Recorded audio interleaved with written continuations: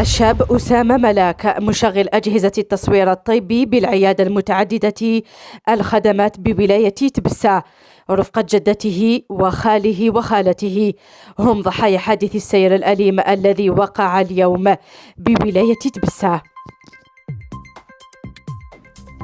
هذا ولقي 4 أشخاص مصرعهم وأصيب 2 آخرين في حادث اصطدام بين سيارتين على مستوى الطريق الوطني رقم 83 بالمكان المسمى العماشة بلدية الحمامات ولاية تبسة.